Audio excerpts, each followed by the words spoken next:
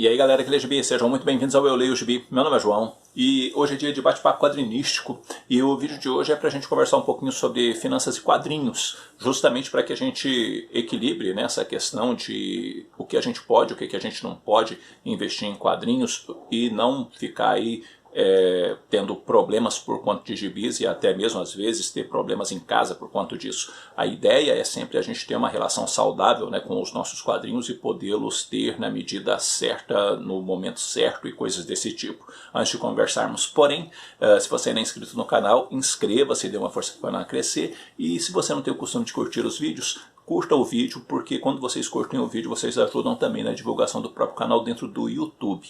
Além disso, faça parte do nosso grupo no Facebook e siga o perfil do Eu Leio Gibi lá no Instagram, porque isso tudo ajuda demais da conta esse que vos fala. Vamos então ao nosso bate-papo quadrinístico.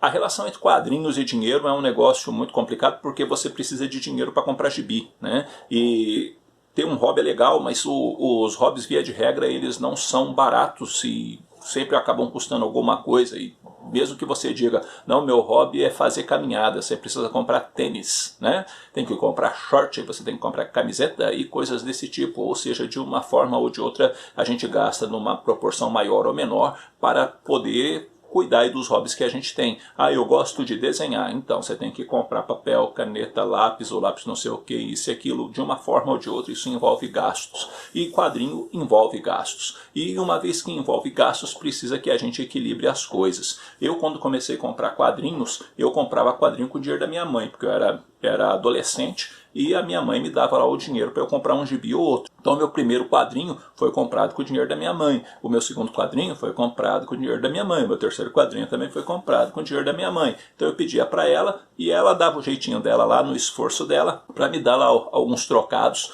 para eu poder comprar os meus gibis. E eu sabia que aquilo também não era fácil para ela, mas ela acabava fazendo isso. Um tempo depois eu consegui um emprego num supermercado, trabalhava de pacoteiro nesse supermercado. O meu salário todinho eu dava para minha mãe e eu ganhava gorjetas para poder entregar as compras no carro do...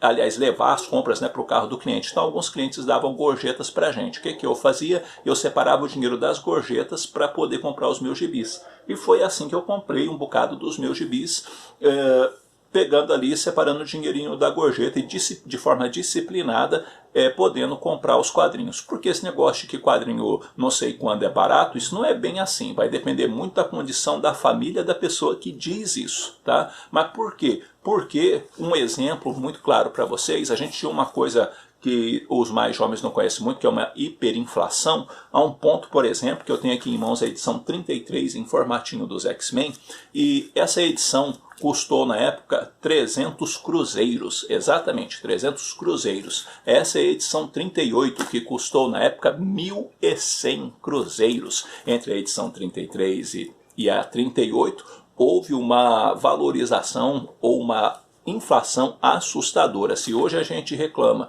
que o preço de capa subiu R$2, R$3, R$1, imagina o que acontecia aqui, que subia todo mês, né? E chegou a um ponto, inclusive, que nem preço depois eles colocavam, vinha para banco um papel, e nesse papel tinha uma tabela onde o preço era corrigido toda semana, aliás, de tão complicada que era a nossa situação. Então eu comprava gibi nessa circunstância. E lá onde eu comprava gibi, tinha duas bancas que paravam que eram perto da rodoviária e que, aliás, acabava tendo três, porque tinha uma na rodoviária e duas na praça, de frente com a rodoviária, onde eu comprava os quadrinhos. E também tinha os quadrinhos usados ali. Então você tinha a opção de trocar 2 por 1. Então quando eu não gostava muito eu ia separando para troca.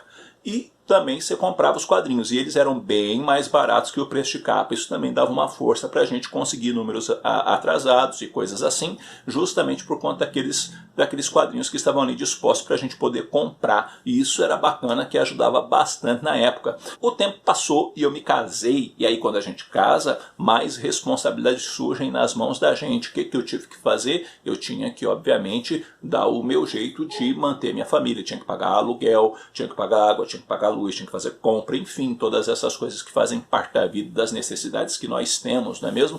E o esforço de você poder ter uma vida o mais digna possível. E comprar quadrinho também não estava fácil nessa época não, justamente por conta das despesas e tudo mais, e que envolviam a vida. Mas a gente comprava um quadrinho, outro quadrinho, coisa desse tipo. Então uns 2 formatinhos acabava vindo, até um momento que eu fiquei desempregado. Quando eu fiquei desempregado a coisa desandou, porque daí, enfim, você não tem renda, não pude comprar. Consegui um emprego depois de um bom tempo, e foi realmente um bom tempo, e foi uma fase da minha vida bem difícil, e ali eu consegui um emprego, e aí eu comprava também um quadrinho, literalmente um por mês, porque é o que dava para fazer, e fazia no aperto, galera, tá? Tinha mês, inclusive, que não comprava porque não dava, porque, enfim, as prioridades são outras. Agora eu já era pai e tudo mais, e não era, enfim, meus filhos, minha esposa sempre foram prioridade nesse sentido. E aí o que acabou acontecendo? Eu parei de comprar gibi, voltei em 2006, e quando eu voltei a comprar gibi em 2006, eu tinha dinheiro para comprar 3 gibis, e eram mensais. Por isso que eu sempre fui muito apegado a mensal, e sempre dei muito valor a mensal, e eu não gosto que mensal tenha formato de luxo, porque eu acho que não precisa. Mensal tem que ser acessível, justamente porque foram as mensais que me faziam poder comprar gibi, sabe? Então eu pegava 3, né, e custava acho que R$ 6,90 cada um. Então eu tinha R$ 20 aproximadamente para comprar gibi na época, e eu comprava X-Men, X-Men Extra e o Universo Marvel, porque é onde saiu o Hulk, e ali eu ia me virando. Apareceu depois então a Liga HQ, e eu comprava gibi pela Liga HQ e juntava bônus na Liga HQ, porque toda compra gerava um bônus ali, e por meio desses bônus eu conseguia uns outros gibis que me era possível. E abrindo um parênteses, eu confesso a vocês que às vezes eu me sentia meio frustrado, sabe? E eu não sei se você já se sentiu assim, mas eu me sentia meio frustrado justamente porque eu olhava, por exemplo, meu amigo Fernando Bedin, lá do Central HQs, um abraço pro Fernando, e cara, eu vi as pilhas de compra do Fernando, por exemplo, na internet, quando ele fazia os vídeos de aquisições, vídeos que ele faz até hoje, diga-se de passagem, né? E bicho do céu, aquilo era absurdo. Eu falava, rapaz, eu consigo comprar 3, 4 gibi no mês, olha esse cara, não é possível uma coisa dessa, né? E eu ficava às vezes meio assim. Um dia inclusive eu disse pro Fernando, cara, quando eu vejo essas suas pilhas de compra, eu me sinto o primo pobre, porque não é possível, é muita coisa. E a gente acabou desenvolvendo uma amizade, e enfim, somos amigos e tudo mais, mas sabe, isso me deixava meio assim. E a culpa do Fernando não é culpa do Fernando, é aquela coisa de você às vezes ver, né, que algumas pessoas têm condições de ir mais longe do que você, e que você tem que manter os seus pés no chão para você não fazer bobagem, para querer acompanhar aquele ritmo que não é um ritmo que te pertence, entendeu? Então eu ia me segurando a partir disso daí. Eu falava, cara, eu queria aquilo ali. O Swift Tooth, por exemplo, do Jeff Lemire, é um gibi que eu não comprei porque eu não tinha a menor condição financeira de comprar. E você fala, mas era só 20 e poucos reais. 20 e poucos reais é o que eu tinha para comprar os 3 gibi da época, cara. Como é que vai comprar Swift Tooth? Não tinha como eu fazer isso. A minha biblioteca histórica Marvel do Incrível Hulk veio de juntar bônus na Liga HQ para poder comprar. Mas enfim, aconteceram algumas coisas, algumas condições financeiras mudaram, e eu então pude aplicar um pouco mais de dinheiro em quadrinhos. E quando eu pude aplicar esse pouco mais de dinheiro em quadrinhos, foi quando aí eu comprei mais quadrinhos de uma forma mais consistente. Inclusive boa parte dessas coisas aí que é atrás, encapadura que vocês veem, e foi mais ou menos nessa época em que eu estava podendo aplicar mais dinheiro em quadrinhos por causa de N situações. O que, enfim, eu estava podendo fazer e fiz. Uma outra coisa que eu fazia, e faço na verdade até hoje, é que quando eu saio de férias, eu separo uma parte do abono de férias para comprar gibi. Exatamente. Então, quando a gente vai para algum lugar que eu sei que tem sebo, eu vou para lá e vou no sebo e compro ali alguns quadrinhos no sebo, porque eu separo alguma grana para isso. Isso eu sempre fiz, sempre me ajudou muito na construção da minha coleção. O mundo dá voltas, e o que aconteceu? Aconteceu então que minha renda deu uma caída, e eu falei, agora eu vou ter que cortar certas coisas. E adivinha o que são certas coisas? Exatamente, vamos nós cortar de novo a renda dos quadrinhos. Mas surgiu ao mesmo tempo a possibilidade de ser associado da Amazon, né, e poder fazer lá os links promocionais, né, e receber comissão a partir desses links. E essas comissões hoje, por exemplo, são determinantes para que eu compre gibi.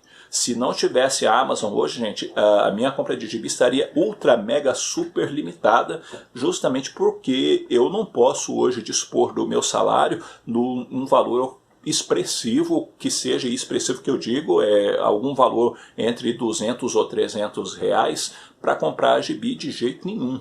Então, o que acontece? Hoje, se eu gasto algum valor entre 250, às vezes 300 reais com quadrinhos por mês, ele se dá justamente por causa dos links do canal, sabe? Não tem um outro caminho para mim hoje. E o que você faz? Eu seguro a onda, ué. Então, e isso lá na Amazon rende bastante, depende muito do mês. Tem mês que vem um pouco mais, tem mês que vem bem pouco menos, e aí as minhas compras, obviamente, fazem isso. O que também dá uma força para mim também é o seguinte, tem editora que me manda um quadrinho ou outro, tem autor que me manda um quadrinho ou outro, então alguns quadrinhos acabam chegando na minha mão gratuitamente, por quanto de gente que vê aqui o Eu Leio Gibi e fala, rapaz, eu vou mandar um gibi para esse cara porque parece que o que ele fala faz sentido. E aí os quadrinhos chegam aqui. Mas hoje, manter a coleção, manter os gibis na mão, poder comprar gibi, eu hoje dependo muito dos links promocionais do canal. E eu não gosto, sabe? E é complicado porque eu não gosto de ficar toda hora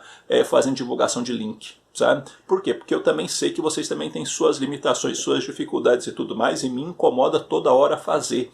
E aí o que acontece? Quando eu também não faço, eu passo um bom tempo sem fazer, não tem quase compra nenhuma. E então eu acabo vendo que se eu não fizer, se eu não divulgar, não acontece. E isso é uma coisa que de certa forma me incomoda. E o que eu quero dizer com tudo isso, né? Para que esse vídeo não fique longo demais. Eu quero dizer com tudo isso, gente, que a gente tem que ter uma postura racional. Por mais emotivo que a gente seja em relação aos nossos quadrinhos, por mais que a gente goste dos quadrinhos, por mais que a gente tenha apreço pelos quadrinhos e tudo mais, nós precisamos ter uma lista de prioridades na nossa vida, onde o supérfluo fica na parte de baixo da lista. E queiramos ou não, os quadrinhos são supérfluos, né? Dentro das necessidades básicas que nós temos. Então os quadrinhos são supérfluos e precisam ficar lá na parte rasa da lista. E o que vai acontecer? A gente precisa ter equilíbrio nessas coisas. A gente tem que fazer valer aquilo que a gente entende que é possível fazer. Se eu posso ter 50 reais para comprar quadrinho, eu não posso comprar 60 reais de quadrinho. Se eu posso ter 100 reais para comprar quadrinho, eu não posso comprar 120 reais de quadrinho. Se eu posso ter 200 reais para comprar quadrinho, eu não posso comprar 220 reais de quadrinho. Por quê? Porque está estourando meu orçamento e eu vou ter que tirar de outra coisa, e essa outra coisa pode me fazer falta e eu ter problemas depois, e eu não preciso de problemas, porque a relação da gente com os quadrinhos precisa ser saudável, e o saudável inclui o jeito que eu administro o meu dinheiro para poder comprar esses quadrinhos, porque senão isso vira uma bola de neve e a gente se arrebenta. Eu não falei só uma vez e vou falar de novo para vocês, mas eu tenho lá um limite de 300 reais, João, para comprar quadrinho. Eu falo para você, legal isso daí. E o que você está fazendo? Eu estou fazendo que, por exemplo, eu comprei 350 esse mês, mas eu parcelei lá na Amazon. Tá, cara, mas aí o que você faz depois? Você lembra que teu orçamento inclui essa parcela? Mas por quê? Porque, por exemplo, se suas parcelas, vamos supor que você tem parcelas de 40 reais para pagar, tá bom? E você tem 300 reais por mês. Então você não tem mais 300 reais por mês, porque esses quarentão que tu tem que pagar a parcela da Amazon, engole parte dos trezentão. E se você já tem uns 3 negócios desse aí, tipo, que tá tudo montuado, você tá pagando tipo uns 150 reais de parcela por mês, então você só tem 150 reais para comprar quadrinho, não tem 300. Por quê? Porque você tem que entender que aquilo que você pagará está incluso neste orçamento de quadrinhos. E a gente tem que buscar esse equilíbrio para tudo correr bem. A gente não pode fazer estripulias, né? E não pode se deixar ver, por exemplo, sei lá, o cara que compra um montão de gibi, ou aqueles caras que postam fotos, né, nas redes sociais com caixas sobre caixas de quadrinhos que chegaram e lá tem, sei lá, 1000 conto de gibi de repente, mas aquele cara lá pode. Às vezes aquele cara lá juntou dinheiro um tempo para poder comprar tudo de uma vez. Ou seja, precisa sempre se aperceber disso, né? E de repente você é uma dessas pessoas que junta dinheiro por um tempo, depois aplica tudo de uma vez, faz uma compra gigante. Mas a questão é essa, é a nossa disciplina financeira, para a gente não meter os pés pelas mãos, para a gente não sofrer depois, para a gente não se lascar depois, para a gente não se ferrar todo depois, porque a gente foi abusivo. E você já foi abusivo, João? Claro que eu já fui abusivo. E quando eu fui abusivo, eu me lasquei. E é por isso que eu faço esse tipo de vídeo, gente. Eu já fui abusivo sob muitos sentidos. Teve um período da minha vida que minha vida financeira virou um inferno, porque virou uma bagunça total por causa de N fatores, e demorou anos para eu pôr tudo no lugar. Não estou falando de dias, eu estou falando de anos para pôr tudo no lugar. Então hoje eu tenho pavor de endividamento por causa disso. Então eu cuido para não ter endividamento, para não ser problema. E a minha relação com os quadrinhos precisa ser da mesma forma. Eu cuido para não ter endividamento quadrinístico, para eu não me lascar depois. E eu faço esses vídeos justamente para que você não se lasque depois, sabe? Tenha paciência, espera. Esses dias atrás, por exemplo, na Amazon, o volume 3 do Sandman, da edição definitiva, né, estava R$ 76, eu acho que ainda está, não sei, que eu só tenho o volume 1. Eu olhei para ele, mas não dava para eu comprar. Mas João, tá pela metade do preço. Pois é, mas não dava para eu comprar. E o que você fez? Eu não comprei. E você não comprou por quê? Porque eu já tinha os valores que eu já tinha colocado em outros quadrinhos e também em quadrinho em pré-venda que eu tinha comprado, que na soma não dava para eu fazer aquela compra. E daí? Daí que se eu estou esperando esse tempo todo para ter os outros volumes de Sandman, eu espero um pouco mais. A gente tem que ter esse tipo de coisa, sabe? Por quê? Porque é melhor ficar sem Sandman do que ter problema. É melhor ficar sem Sandman do que ter dor de cabeça. Sabe? Porque, mas a dor de cabeça com o Sandman é melhor. Não, não é não, porque você depois vai ter que pagar a conta. E essa conta, às vezes, pode causar certos desarranjos na gente, que gera uma série de coisas desastrosas depois. Então, a gente tem que se ligar nisso, né? Mas é só uma pré-venda. Então, esses valores de pré-venda, inclusive, a gente tem que constar lá no seu orçamento. Se tu tem, sei lá, 200 conto para comprar quadrinhos, você fez uma comprou pré-venda lá, sei lá, do sei lá o que, do Pipoca e Nanquim, ou da Mino, ou da Mitos, ou da Panini, seja que editora for, o que você tem que fazer? Você tem que entender que, por exemplo, é para maio.